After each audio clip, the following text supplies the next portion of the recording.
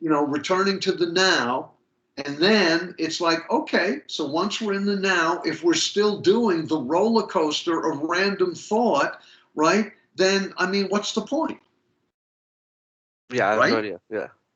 It's a Then, wasted exercise. hi. Then, Yeah. then you're doing random thought with more intensity. Hi. Which, by the way, is why people complain about meditation. They say, I've tried meditation. When I sit to meditate, my mind starts racing. Yeah, which is unpleasant. Yeah. Yeah. Well, again, that's why, again, in the meditation that I have introduced you to, we slow the breath, which slows the heart, which makes the adrenals stop firing, and then there is no racing mind. It doesn't happen. And that's what yeah, all the dogs. And that's, I guess, a big misconception about I'm gonna wait a second. Yeah, what's up? Someone walked by. Here, give me one second. I'll go say, hey guys.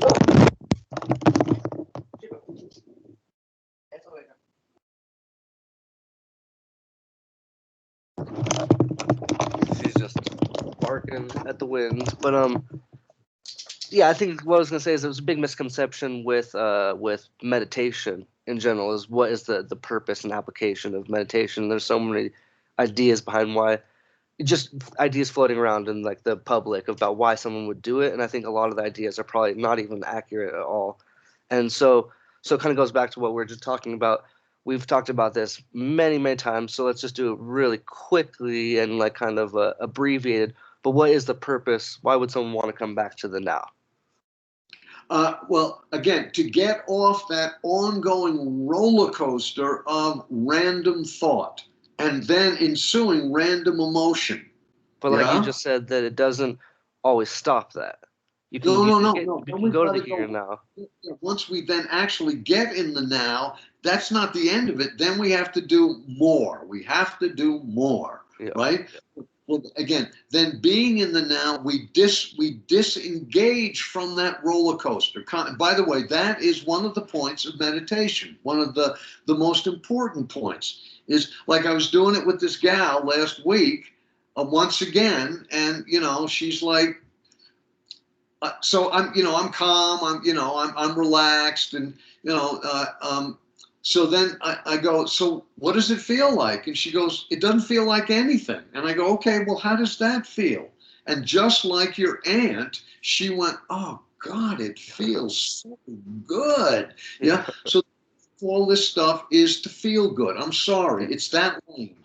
And All we rarely consider those type of things, that being generally just being okay is actually good, you know. We don't ever acknowledge that with ourselves, you know. If we're just okay, it's usually, oh, that things are bad. But like, okay, how do you feel? Okay, well, how does that feel? Well, it doesn't feel bad, so maybe it feels good, you know. If it feels good, then things are okay, you know. Things aren't as bad as, you know. Well, but also part, again, being on that roller coaster all day long, where sometimes there's good thoughts, by and large there's bad thoughts, there's a lot of fear, there's a lot of confusion, right? And all of that is exhausting. It is exhausting. Hmm. Yes. So this leaves us in a perennial state of quasi exhaustion. Being Yeah. used by the day. Yes, being used by the day. That is Yeah. exactly right. Yes, Yeah. you remember. Well done. Well done. As opposed to using the day. Hi. Hi. Yes? And that's Right. what meditation is so beneficial, is because what we're just talking about allows you to just stop that roller coaster of drifting mind, and then it Right. allows you to at least not have at least acknowledge that your negative thoughts aren't so bad, so that you're not taxed so much, so that you have more energy to go through a day, you know, to And accomplish. maybe, yeah, have enough energy, God help us, to actually enjoy the day. Yeah. Exactly. Yeah. And like me, most of my moment to moments are not so bad, and so if you can come back to that and acknowledge that, then it helps you, you know, at least just have some perspective. With you, because I know you, I would say I want you to take it deeper. When you say things aren't that bad, now what do you actually mean? Is anything bad? Yeah, no, I mean, yeah, I'm trying to think of anything that's actually bad. The only thing Okay. the only thing that's So actually bad is like is is just the most mundane first world problem things like, oh, I have to go to work, like, oh, just stuff that people in other countries would probably be very happy to have. Yeah. Just for a second, consider what's going on in Haiti right now. Yeah, I seriously. mean, please, our lives sing for God's sake. Yeah. Yes? Yeah. Yeah. So understand when we say things are all right, we need to like go into this a little bit more because again, actually things are shiningly fine. So what's the gap? What's the gap for us to say, no, it's really wonderful, right? Yeah. It's wonderful now. Yeah? Yeah. What's the gap? Yeah, no, it's a good question. It's a good question because when I really do think about it, when I come back to a moment of like, just where you're just standing there and your mind gets fresh and you're able to look at everything and say, wow, things are actually really good right now. Like I do that all the time. Not all the time. I do that, but right there at that moment, just a second ago, I definitely said it was a subconscious, things are all right. And I wonder why that is. Why do I have to do that to myself, I guess? What's the point? Why do we do that? If I may, why is a state that is actually like, if you really, really settle into it, is sublime, right? Why do we cheapen it with it's all right? It's all right. That's like interesting, right? Yeah. I mean, that's the best with life. Kill yourself. I guess this is my really like overcomplicated answer for that. But I guess since like the beginning of history, we have been, trying to organize these civilizations and kind of kill out all of the native cultures around them and the magic and the mystery and the just the communion with earth and nature. And I feel like throughout that 10,000 years of that happening to us, we've gone so far away from what we're supposed to be doing that we're all just kind of crazy and we don't appreciate it. Yeah, not kind of. We are abjectly crazy. I mean, the stuff that we are buying into that is supposed to give us joy in life is crazy. Yeah. It's, again, clearly, with the understanding that we are here for a limited amount of time, we can partake of everything here on planet Earth, but we can possess none of it. Yeah. None of it. Yeah. So this idea, again, with indigenous peoples in America, that nobody owns land. You're not going to be around long enough to own it, for God's sake. So again, there are these very, very cuckoo ideas that we say are normal and true that are actually despair producing.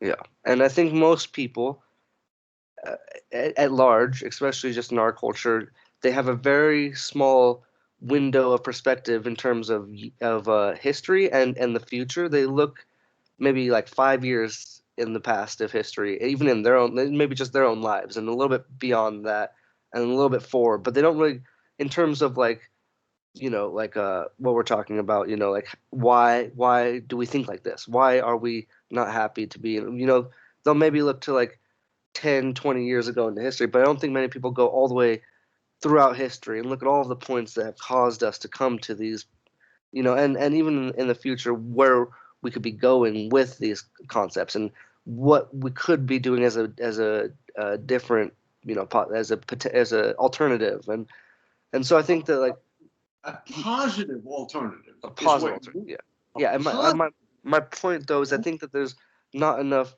history or understanding of the whole world at large that people take these things into consideration.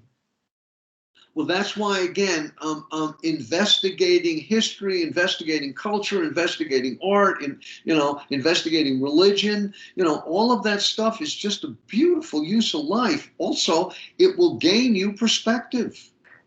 And investigating art is a good example for this because it goes in these like 10-year cycles where it flops back and forth, and like just in terms of like what's tolerable. Sometimes it's like like what people appreciate. Sometimes it's like an extreme of one way, and then 10 years later people don't like that anymore, so it goes extreme this way, and then it goes and it kind of flip flops. So people don't look at the entirety of it where it's all built up from the pieces of it. They just look at the past 10 years and they're like, oh, I don't like that, so I'm going this way. And then 10 years Right. later, oh, I don't like that, I go this way. Instead of looking at Yeah, the and that's whole. this pendulum swing. That's what Yeah. you get. Yeah. With the feminist movement, years ago, 50 years ago when it started, right? Women said righteously that, men are not better than they are simply because they're men. That's bullshit, right? Well, that's true, right? Yeah, Well, yeah. now I know a whole bunch of feminists who say that, we are better than men because we're women. Yeah, So I that's mean, it's like yeah. the same. It's the same thing. Instead of Yeah. looking at the entirety of the situation and understanding the whole history of how we got to this point, And Also, if you do meditation, when you go within your internal being, which you can it's so peculiar because you can feel it, but you can't touch it. Yeah. However, you've done enough meditation to know, does the internal you have gender? yeah, it's formless. I mean, I can't say that it has any gender. Yeah, I mean, I There's no, have gender on my body, but it's not my body. but It's that's something else, That's not the internal you, right? Yeah. So it doesn't have gender. Does it have nationality? Yeah, no. Does it have religion? Yeah. What my question really fast, I don't want to derail you, but what happens when you say this thought process to someone who's like more right wing leaning and more conservative? Say that I'm out of my mind and I'm woo woo and I'm a hippie dip and they'll want to go away and do something else. But they don't acknowledge the formlessness in there, or can't has that ever happened? Have you ever got someone who's kind of right leaning to do this process and acknowledge that there is a formlessness inside of them to some degree? Nah, not really, because again, there's no draw there.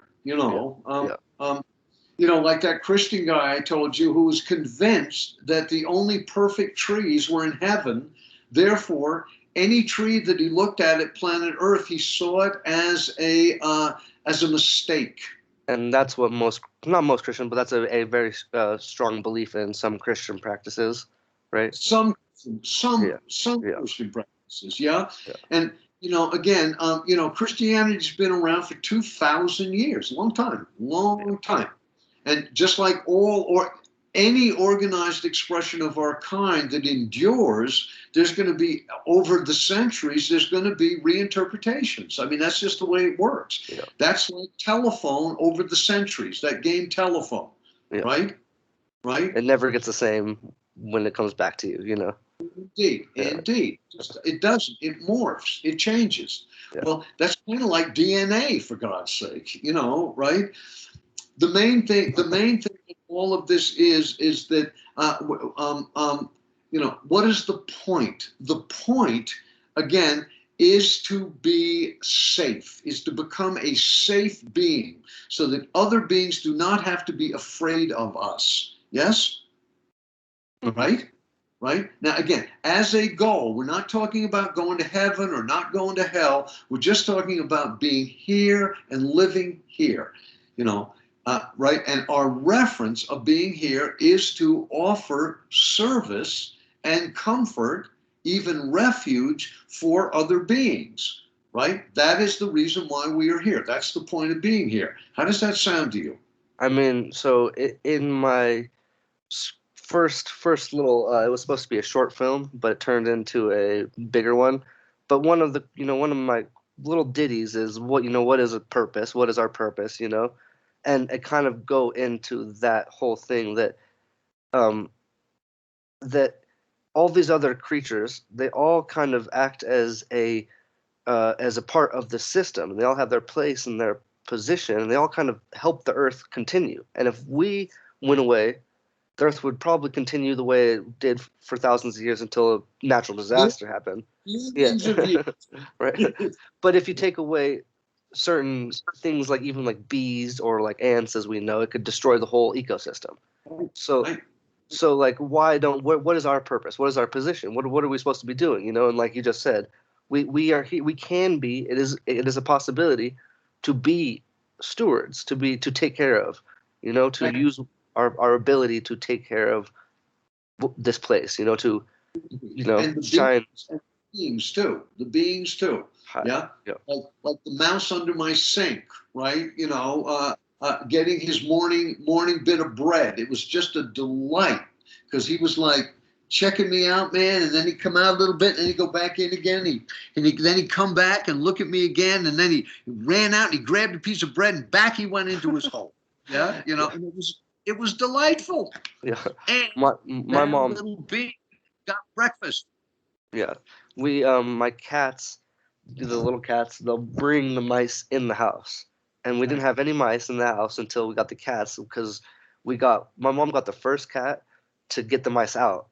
And then all these other cats came with it, and now they're bringing the mice in. But but so my mom hates the mice, and they're these cute little, they're like tiny little like feeder mice, they're so cute. But my mom, she makes me throw them out, and like she's always like, go throw it in the trash. I'm like, no, I'm not gonna throw it in the trash. But like that idea of a mouse, something like that.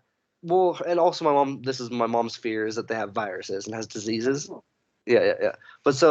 But that this whole concept is so alien to a lot of people that even something like a mouse should be taken care of. That you shouldn't just throw it in the trash or flush it down the toilet or. And the mouse delights in it, and the mouse wanted to find. The mouth is like, how the hell is this happening? Every morning and every night there's food. There's food. And curious enough to check it out. It's like, what is this? And this morning, this has happened for 3 or 4 mornings, right? Again, the mouse, I can see when I open the door, I see it scamper, right? Well, now it's coming back because it's curious. Because again, it is not just a machine. It is a thinking being, right? That has a sense of its own being. It has sentience. Yeah. And as you just said, it's beautiful. Yeah, I think they're cute. But so you're not worried about diseases or anything like that? Well, I'm not worried about diseases, for God's sake, right? Yeah. It was the same with the raccoons coming around, where the raccoons have, and again, with the mice, it's hantavirus, and it may be. Yeah, that's what my mom says, yeah. Right, yeah, well, I'm not hanging out with the mouse. The mouse is sick, for God's sake, right? And the mouse is not going to bite me. Now, if the mouse bit me, right, and it was carrying hantavirus, I would get, but the mouse is not going to bite me. The mouse is too afraid to get that close to me to bite me. Yeah. Yeah, I guess the one little thing that's different is my mom's sleeping on the couch, and so the mice probably do go over toward, because I have a small little apartment, and my mom's sleeping on the couch, and so she probably does have to deal with the mice. I don't know if she'd ever get bit. They might be scared of her, like you're saying. But I was just thinking for my mom why it might be a little bit to human beings. I mean, this round of feeding the mice under the sink so that they don't shit on my countertops, right? And they don't. It works. Yeah, that's awesome. Yeah. They would, this time of year anyway, they'd rather be outside if they're going to be outside, So in any event, so I have one more question, but I want to let you finish your train of thought. Well, that's okay. Go for it. But anyway, the thing with your mom is maybe, on Amazon you can get have-a-heart traps, right? And then you can get the mice out of your place. Just take them outside, walk them a distance. But again, if you do, put all of the mice in the same place so that they can reunite as a family again. Yeah, what I do is I'll just go up to the cat, grab the cat, not like hard or anything because they're tiny. So they just stop, and then I just pick up the mouse by its tail and I walk outside, put it, and we have this one spot where there's all of those sharp kind of what are they, yuccas or they're like sharp little bushes, and the cats can't go in there because they're so like sharp, and so we just put them right in there. But you put them all in the same place. But again, for your mom, again, some have-a-heart traps, you can do it, right? And they work. They work really well, and then you don't have to kill the mouse. So, yeah, no, I think that's a great idea. And then I'm just going to go to the other thing I was going to say. I'm going to throw my mom under the bus, but not bad. If she heard this, she wouldn't feel like I was being offensive or anything. But I was playing one of our videos together, and she said that her friend is one of her friends is named Deidre. She says her Deidre always says to me, when I start to think about existentialism for too long, stop, or something like that. It was along lines of that. And then she was basically saying that Deirdre is wrong. Deirdre is utterly wrong. And then so Yeah, we cannot think about our existential situation too little ever. Yeah. I mean, what does Deirdre want her to do? Play Trivial Pursuits instead? I mean, please. That is so lame. I just can't even do it. She said it was existential angst. That's what she said it was. Again, if it becomes angst, that's another thing. You and I considering our existence is about claiming cosmic joy. Okay? Yeah. That's why we're Yeah. doing this. Yeah. Yeah? No, I And think it's yeah. say that loud and proud. That is the point of this. It is not So to have angst, it is to have joy. for me personally, what is the definition of existential angst? Existential angst is hand wringing and dukkha, an anguished sense of lack. Everything sucks, right? Yeah. So if this person thinks that considering existential realities automatically becomes angst filled, she's being not holistic about it. Yeah. No, I agree. And then and that was I didn't have such a eloquently stated definition of what we do, but mine was along the lines of we're trying to. It has nothing to do with angst. It has nothing to do with like like being angsty, or it has to do with Oh, right. appreciating and and having perspective and just coming back to being instead of bitching all the time. Uh, Yeah. So again, your mom's friend is mistaken. I'm sorry, but this is one of the terrible, terrible. I mean, this is like in contemporary Western psychotherapy, at least American psychotherapy. If you think about death, you're being morbid. yeah, yeah, exactly, Therefore, 100%. think about death. If you think Yeah, about death, you're being neurotic. Bullshit. Yes, yeah, right? Not thinking about death makes us cuckoo. yeah. We begin to And believe the dumbest shit, just the dumbest shit. Yeah. I think that it was good for me to hear the outside perspective, or at least opinion, because I don't think about it. It's hard for me to take myself outside and think about it objectively with our conversations, because we've been doing it for so long and I'm so Right, ingrained with right, these thoughts. But right, so right. so think hearing what other people can interpret these conversations like is good for me because this isn't about existential angst. It's not about we're not just talking about the sorrows of life, and we're not just saying, oh, everything's you live, you die. We're not just talking about what is life to lead to nowhere, to lead to angst. We're not just talking for the sake of talking. What we're talking about leads to the Japanese word is myo, M-Y-O in English, myo. Yeah, And myo translates to miraculous mystery or mysterious miracle. This is what we are focusing on when we take up the question of our existence on planet Earth in the midst of eternity. That's what we are doing. This is not about hand wringing. This is not about French existentialism, right? Which again is endless hand wringing, basically bitching. That's what yeah, it is. And again, we are coming from, or I am coming from, and through me, you have been introduced to an ancient way of looking at existence, which is called Buddhism. And again, the first noble truth of Buddhism is what? life is suffering. Life is suffering, right? Yeah, So it yeah, begins with where the angst-filled existentialists end. It yeah, begins with that. yeah, Yes, yeah. yes, And huh? that's why it's been so at least welcoming to me, as a thought process, as ideas, as important ideas, Right, right.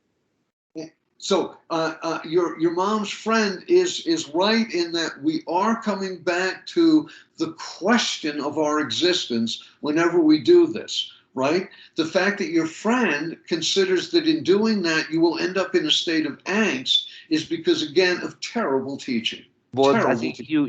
you made a very good example. It's the death thing. Anytime people talk about death, it becomes a morbid thing. Oh, now you guys are just talking about death. You're being morbid, and all of Right. that existentialism. It's like everything we're talking about. It can be angsty or it can be beautiful, but it's not one or the. I mean, well, it depends on how you look at it. Indeed, Indeed, that is correct, right? It is our perspective. And this is why, again, free will, this is for us, for you and for me, right? And for anybody who wants to pick up on these ideas. The reason why this is so important is because we have been trained, like that person, to think that if we dip into the mystery of life, it is going to cause us despair automatically. Therefore, we stay superficial. Yeah, I think The so. real I think that like Buddhism and Hinduism, or just like at least Eastern cultures, has become kind of a like a cool symbol of, like, of wokeness or whatever, amongst a lot of people in my generation. Like it, they don't like to really investigate it too deeply, but they like to have like the symbols and the Buddha statues and stuff like that. And uh, of course, I'm saying, oh no, there's no Buddhas there. Okay, we're good. but it becomes superficial, and they don't really go into it. And I think that these the same, ideas, the same is true of Christianity. yeah, Right? Where, again, there is 2,000 years of Christian consideration. There's 4,000 years of Judaic consideration. There's, 1,500 years of Islamic consideration. Some of it is lunacy in all three of those expressions. Same is true of Hinduism. Same is true of Buddhism. Within that, some of the perspectives are utterly crazy. Yeah, some of them are as potent as finding, a treasure trove of gold, right? yep, Honest to God. yep, Honest to God. So our task is to use our intelligence and again separate the bullshit from the gold. yep, That's the deal. And once you do that, there is gold in every single one of these expressions, just like there is bullshit in every single one of these expressions. Yeah? yeah, I mean, there is a Buddhist practice that started, I think, in India a couple of thousand years ago of writing out scriptures in your own blood, where you stick yourself and you bleed, and then with a brush you use your blood to transcribe a scripture. yeah. Well, the people have done that, and they're never the same. They're in illness for the rest of their lives. Jesus, Well, that's terrible. Yeah, stupid. yeah, yeah, So we don't do that. We yeah, abandon that. Yes, the Inquisition in Christianity. That's really like horrific and horrible and wrong. So we don't do that. Love thy neighbor as thyself. Woo! That is a rigor that we will never be good at, by the way. Every time I'm driving through Santa Fe, I am not loving my neighbor as myself. yeah. Right? But it's a really good idealization to attempt. You Right, understand? right. Attempt. Yeah? Yeah. Um, what was I gonna say? I think that talking to some people, that it's very hard for people in my generation, maybe older, maybe younger. I don't know how far it extends out in terms of age, but I think it's very hard for a lot of people that I've talked to they don't have the tools to know what's right or wrong, at least Hey, to hey, separate the two and have a good way to analyze it and make indeed. a strong decision. Right. Now, there is an abundance of this available, throughout our history. As far as the Christian model goes, let's just take, a contemporary reference of Brother Lawrence, who was a couple of hundred years ago, and C.S. Lewis, who again died about 70 years ago, right? And, to really read C.S. Lewis, I'm not just talking about reading one or two of the Narnia books, I'm Yeah. talking about reading C.S. Lewis, yeah? And again, one of the better minds of the 20th century. I mean, he was astonishing, and he really thought it through. And there is exaltation. And again, one of my favorite C.S. Lewis quotes, going along with avatars and all the rest of it, is God is at the center, not some of him in one place and some in another, but all of him in each place. Now, what do you make of that? What do you make of that It statement? You. sounds, uh, um, I don't know what I make of it. I have to think about it And for you a say, second, definitely. bullshit. I don't care. Yeah, I just yeah. what do you make of that?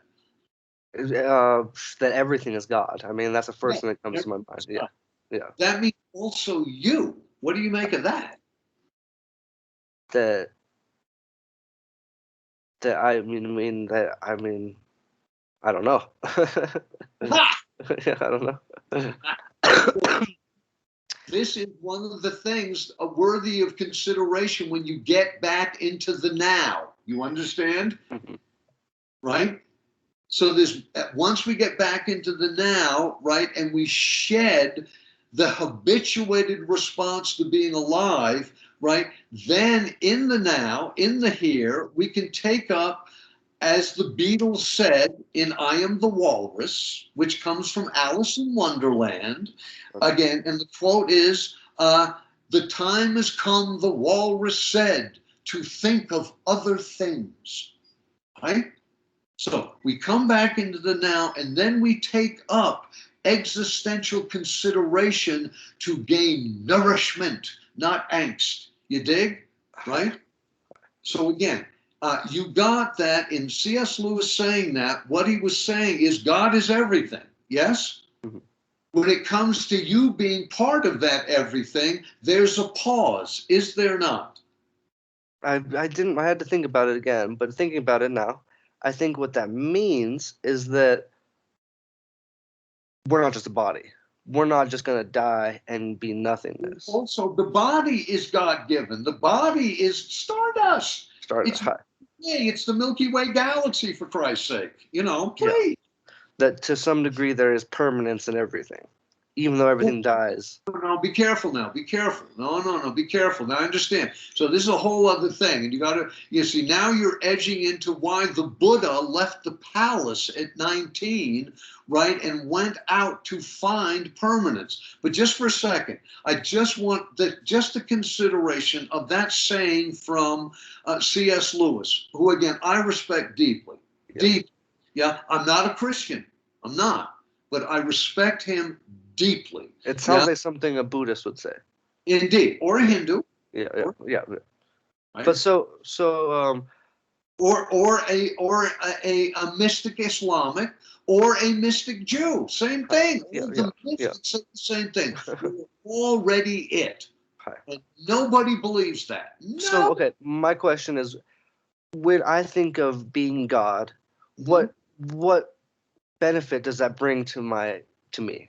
If I am God, so what? Like what do I do with that?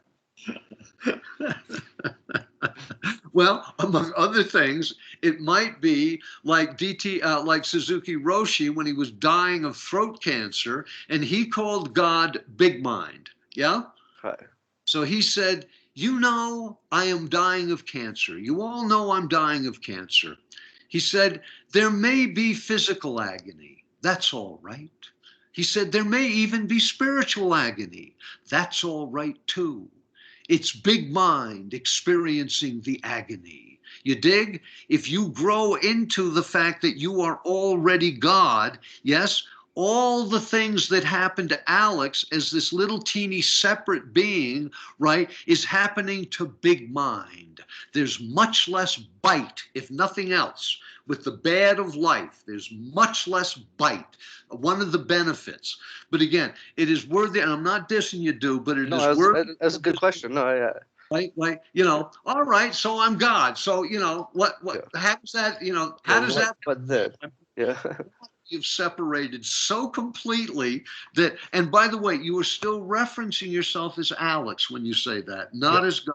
And I'm also thinking of superficial magic. Like, okay, if I'm God, would that allow me to be the controller of everything? Like, Yes, you see, then we get into, once again, the issue of power. See, this is not about power. This is not about power. Yes, right? What this is about clarity. Right? And so, do you think that the permanent statement was a little bit true? It's only yes, but it's premature. It's premature because again, Alex is not permanent. Right? Yeah. The body, which again, we have been taught to identify with as self. We are the body. Right. Yes? Well, again, the body is more like, using this rubric, is like the shirt you're wearing. The shell, yeah, a shell or a case or an avatar. Hi, indeed. Yeah. So I think we're out of time. Right. Now our reference of avatar has a little more profundity to it. Yes or no? Hi. Yeah. Right?